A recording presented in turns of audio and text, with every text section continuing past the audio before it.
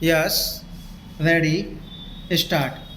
I am happy to participate in the centenary celebrations of St. Joseph's College, an institution which has earned for itself a reputation for its standards and achievements.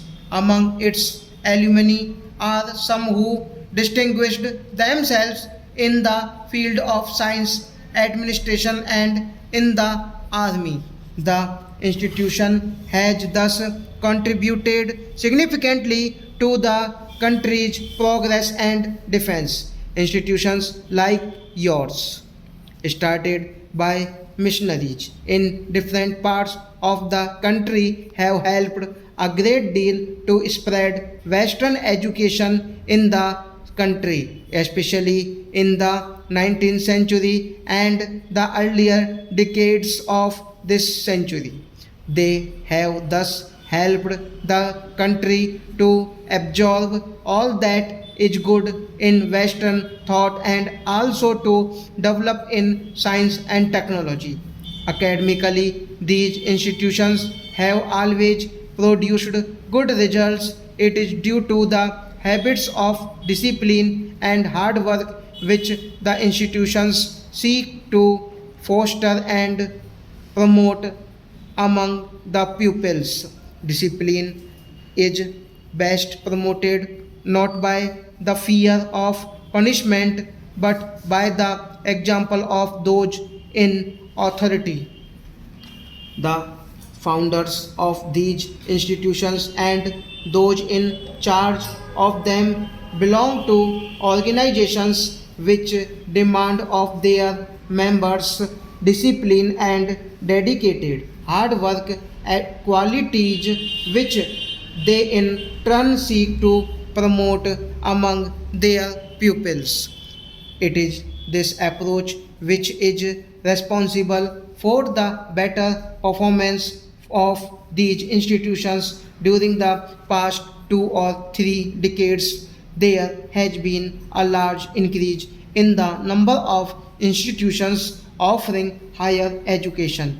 Extensive and widespread facilities have already been created, and the main effort now should be to put them to the maximum possible use. Institutions which have low enrollment and inadequate facilities have come up in certain places. The aim should now be more to bring up such non viable institutions rather than to establish new ones.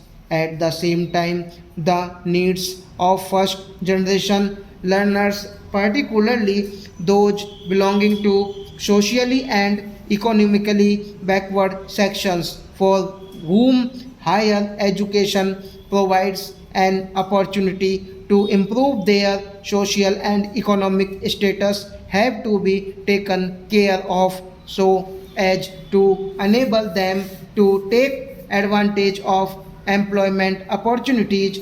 It is necessary that educational programs are related to manpower demands existing and anticipated for executing development projects, for maintaining services and supplies, and for the different occupational groups, while there are deeper reasons for unemployment among the educated part of the problem arises from the want of proper matching between education and employment so that education become more relevant.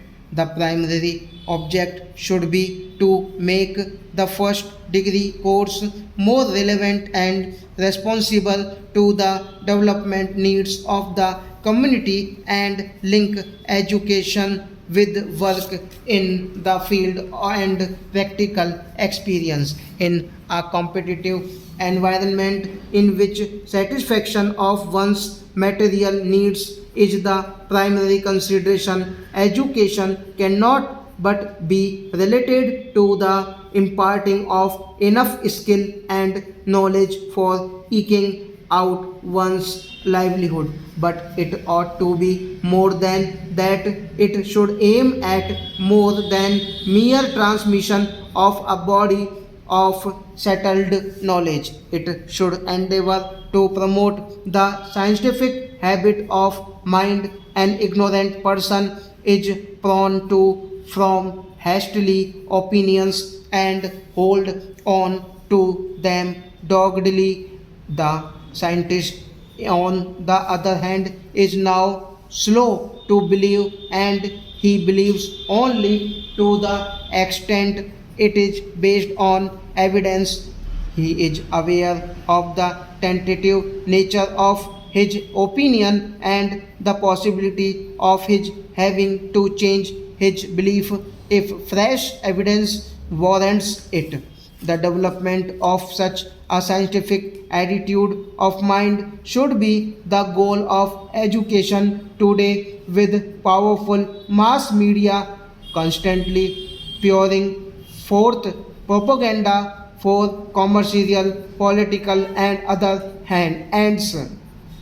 A citizen needs more than ever to develop a capacity for shifting facts and evidence and to think objectively. It should be the aim of education to develop such capacity. The 5-year plans envisages that institutions of higher learning should be encouraged and enabled to involve themselves in the development activities of the community and provide support through extension services of students and of faculties. This would not only help the students to extend their frontiers of knowledge but also use their knowledge to help the community to solve some of its problems.